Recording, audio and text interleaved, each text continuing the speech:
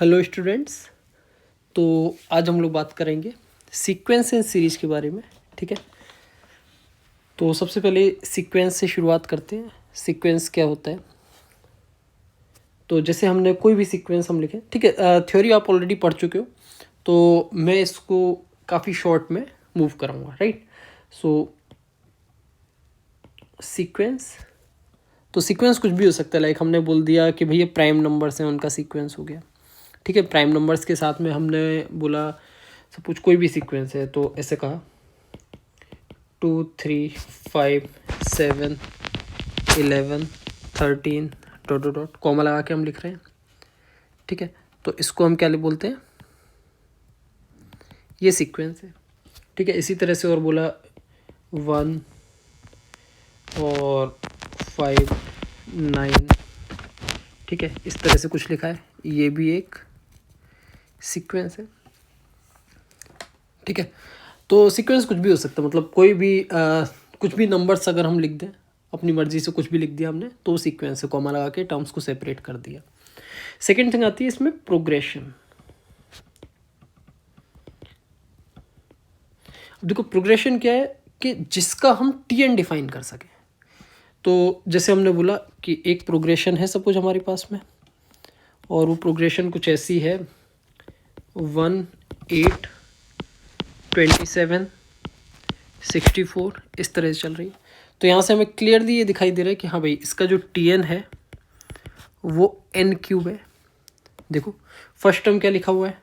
First term है 1 cube, second term 2 cube, फिर 3 cube, 4 cube, इस तरह से कहानी चल रही है। तो टी n क्यूब हो गया, राइट।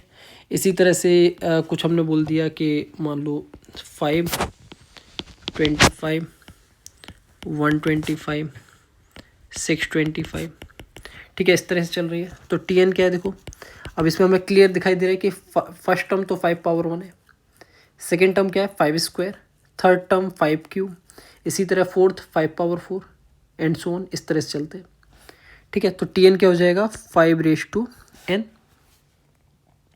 फिर आगे बोलना शुरू किया कि भाई सपोज 23, ठीक है, और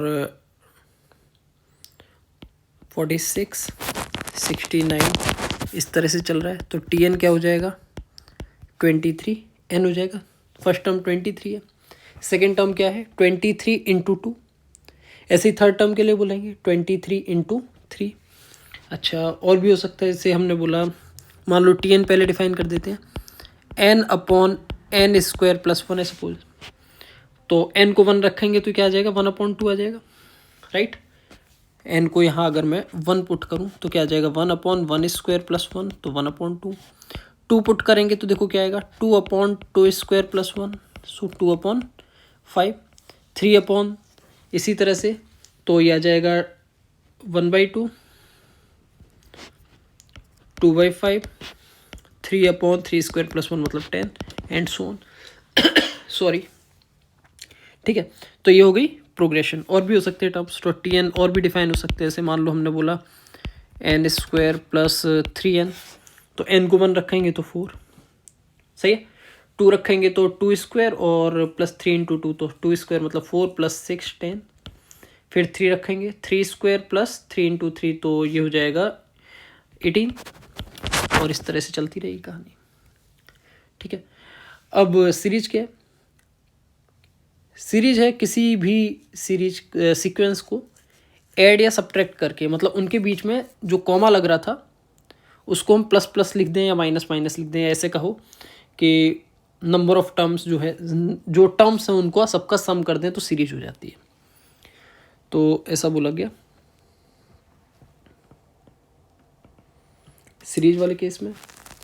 ठीक है, तो हमने बोला कि भैया 2 + 3 + 5 + 7 + 11 + 13, इस तरह से जो सीरीज थी हमारी प्राइम नंबर वाली सीक्वेंस थी, उनमें हमने प्लस लगा दिया, तो एक सीरीज बन गई, सीरीज डिफाइन हो गई। ठीक है, इसी तरह अगर हमने जो nth टर्म के लिए देखा था, एक 1/2 2/5 3/10, इन सबको ऐड कर दिया, ये भी एक सीरीज है, राइट। प्लस माइनस लगा के जो डिफाइन होगा उसको हम सीरीज बोलेंगे। ठीक है भाई, चलो ये हो गई इतनी कहानी। अब हमने आगे बोलना शुरू किया कि सपोज हमारे पास में देखो नंबर ऑफ टर्म्स है, तो मैंने बोला कि फर्स्ट टर्म है उसको मैंने T1 बोल दिया, किसी भी सीरीज का हो सकता है। सेकेंड टर्म T2 हो गया, थर्ड टर्म T3 हो गया, मतलब T1 बोले तो फर्स्ट टर्म। सो T1 plus T2 plus T3 plus T4 से लेकर अगर हम Tn तक डिफाइन करें और उन सब का सम कर दें तो क्या वो सम ऑफ n टर्म्स होगा? बिल्कुल होगा, सही बात है। फिर हमने बोलना शुरू किया कि भाई T1 क्या है? T1 है first term, T2 second term, T3 third term, T4 fourth term. अगर हम पहले दो का सम करें T1 प्लस T2 तो हम उसको नाम देंगे क्या? S2। ऐसे ही फर्स्ट थ्री टर्म्स का अगर हम सम डिफाइन करें तो उसको नाम देंगे S3। ऐसे ही फर्स्ट फोर टर्म्स का सम डिफाइन करें तो S4 नाम देंगे, राइट? ठीक है, तो ऐसे ही अगर हम कहें कि भाई फर्स्ट n-1 टर्म्स, पहले तो फर्स्ट n टर्म्स का सम क्या होगा? Sn होगा। फर्स्ट n-1 टर्म्स का सम क्या होगा? S of n-1। तो हम कहेंगे Sn-1 plus Tn is equal to Sn। तो Tn क्या हो जाएगा? Sn minus Sn-1। ठीक है, ये किसी भी सीरीज के लिए वैलिड होगा और इसको फॉर्मूले की तरह से दिमाग में सेट कर लेना, याद रखना है। ठीक है, बहुत सारी जगह ऐसा आएगा हमें सम दिया होगा और वहाँ से पूछेगा हमसे nth टर्म निकालिए।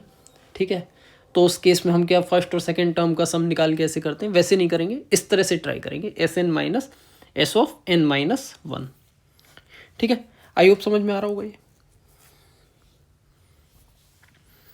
अब मान लो हमने कुछ ले लिया, ऐसे ले लिया, एक Tn डिफाइन किया गया, सपोज क्वेश्चन ले लिया, Tn है 3n प्लस 5।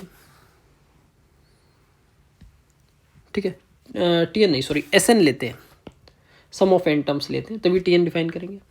और हमें निकालना है nth term, find nth term.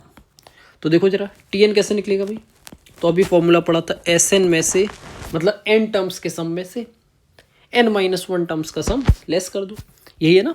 देखो इतने सम में से इतना हिस्सा अगर मैं हटा दूं तो मुझे क्या मिल जाएगा? यही मिलेगा Tn। यही लॉजिक हम लगा रहे हैं। तो Sn कितना है भाई? 3n प्लस 5 है, माइनस Sn-1 क्या होगा? थ्राइस ऑफ n को n-1 से रिप्लेस कर दो, क्या आ जाएगा?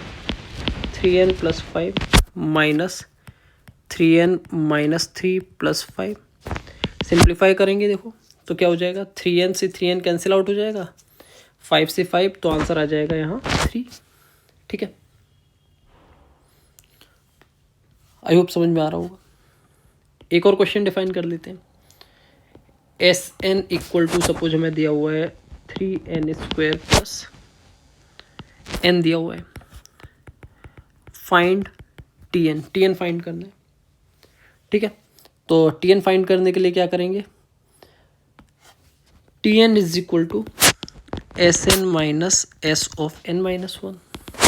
ये डेल्टा n नहीं है, Sn है। ठीक है, Sn क्या है भाई? 3n square plus n minus 3n-1 square plus, मतलब n को n-1 से रिप्लेस कर दिया। ठीक है, ये क्या है? 3n square plus n minus simplification, तो 3n स्क्वायर, इसका देखो ब्रैकेट ओपन करेंगे तो n square plus 1 minus 2n आएगा, तो मैंने मल्टीप्लाई कर दिया directly. 3n square plus 3 minus 6n plus n minus 1। 3n square और n जो है कैंसिल आउट, क्या बचेगा भाई? -3, तो 6n पॉजिटिव और प्लस 2 अंदर बचेगा, तो डेट मीन्स -2 माइनस का मल्टीप्लाई हो रहा है। ठीक है, तो इस तरीके से कर सकते हैं इसको। क्लियर है कहानी? आई होप समझ में आ रहा होगा ये।